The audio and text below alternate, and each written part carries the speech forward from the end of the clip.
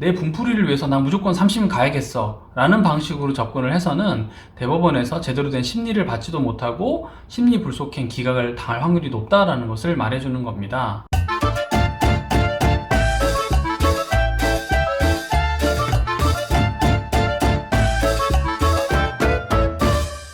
반갑습니다. 보험소송TV의 김주영 변호사입니다.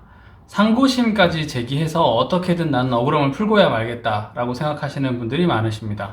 그런데 상고심을 제기하시기 전에는 꼭 하나는 확인하셔야 돼요. 바로 이 내용입니다.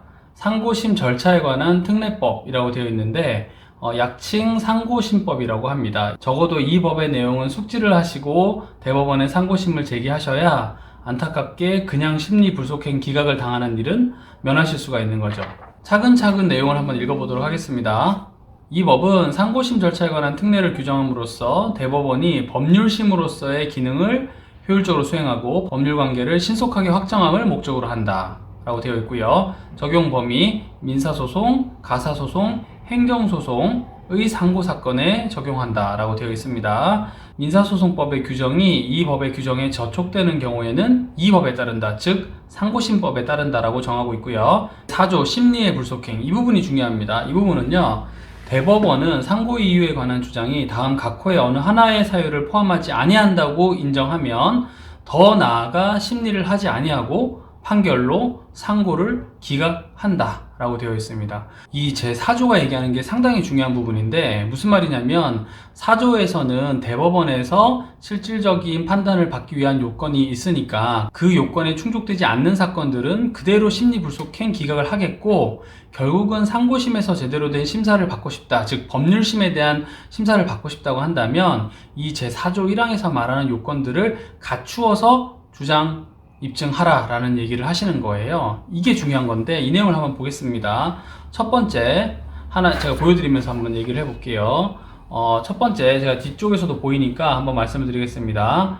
원심 판결이 헌법에 위반하거나 헌법을 부당하게 해석한 경우여야 한다 라는 거예요. 두 번째, 원심 판결이 명령, 규칙 또는 처분의 법률 위반 여부에 대하여 부당하게 판단했어야 된다. 세 번째, 원심 판결이 법률, 명령, 규칙 또는 처분에 대하여 대법원 판례에 상반되게 판단하였어야 한다. 네 번째, 법률, 명령, 규칙 또는 처분에 대한 해석에 관하여 대법원 판례가 없거나 대법원 판례를 변경할 필요성이 있어야 된다. 그리고 제1호부터 4호까지의 규정 외에 중대한 법령 위반에 관한 사항이 있는 경우, 이런 경우가 있을 때만 결국은 심리불속행 기각을 하지 않고 제대로 된 심리를 충실하게 받을 수 있지, 그렇지 않고 대법원 상고를 제기한 경우에는 심리불속행 기각을 바로 내리겠다는 얘기입니다. 3심 제도 하에서 대법원 판단을 꼭 받아보고 싶은 사람이라면 적어도 상고 이유를 개진할 때는 이 내용은 담겨 있어야 된다는 거예요. 그러니까 예를 들어서 원심 판결이라고 하면 3심제를 기준으로 했을 때 이제 2심이 원심 판결이 되는 건데, 어떠한 판결이 헌법을 위반하거나 헌법을 부당하게 해석했다라고 보았을 때는 대법원이 심리하겠다라는 것이고요. 두 번째는 법률 위반 여부에 대해서 부당하게 판단을 했어야 된다라는 건데, 제일 쉽게 와닿는 건 이겁니다. 원심 판결이 대법원 판례와 상반되게 판단을 했다라고 한다면 결국은 이게 뭐랑 연결되느냐? 대법원 판례를 변경할 필요성이 있는지 여부에 대해서 다투어 봐야 된다라는 거죠.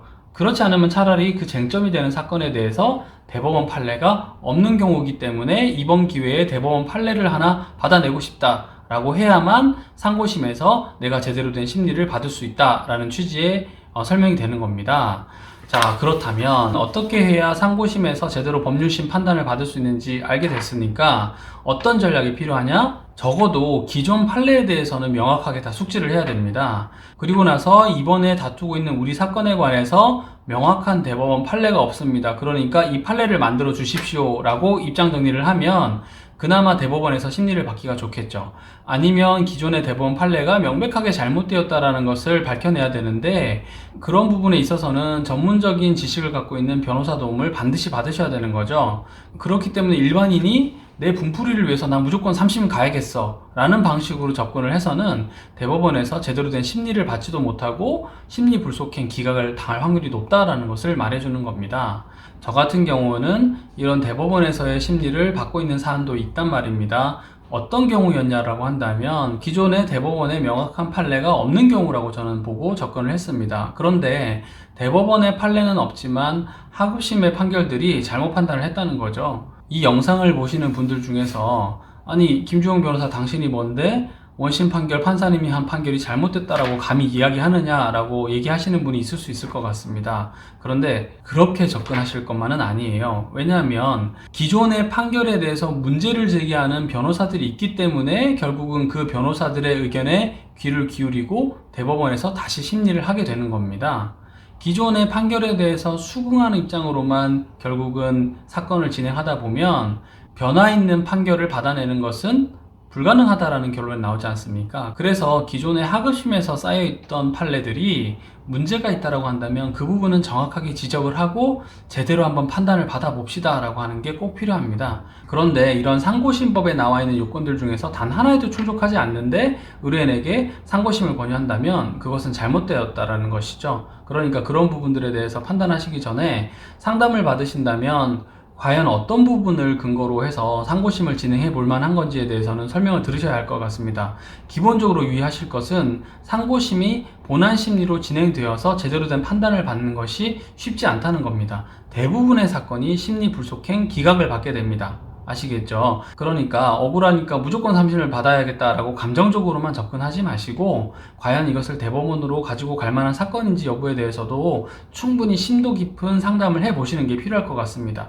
미리 말씀드리지만 상고심을 진행하는 것은 쉽지가 않고 또 그 성공 확률도 매우 떨어집니다. 그래서 가능하다면 상고심을 제기하는 부분은 어떤 특정한 전문 분야를 가지고 깊이 있게 공부를 하거나 연구를 하는 변호사님을 찾아가시기를 추천을 드립니다. 그런 변호사님께 맡기셔야 기존 대법원 법리의 허점이라든가 혹은 이 분야는 판단받지 못했으니까 대법원 판례를 한번 받아보겠다 라는 식의 접근이 가능하지 단순히 내가 억울했던 부분만 더 나열해 놓기 위해서 상고심을 제기하는 건 답이 아니다 라고 말씀을 드릴 수 있을 것 같습니다. 자, 이렇게 말씀드리고 보니까 마치 상고심은 제기하지 말아라 혹은 상고심은 어려우니까 애초에 포기해라 라는 식으로 들리실 수 있을 것 같은데 그렇지 않습니다. 변호사들이 봤을 때 이 부분은 상고심 제기해볼 만하다 라는 사건들도 분명히 존재하니까요.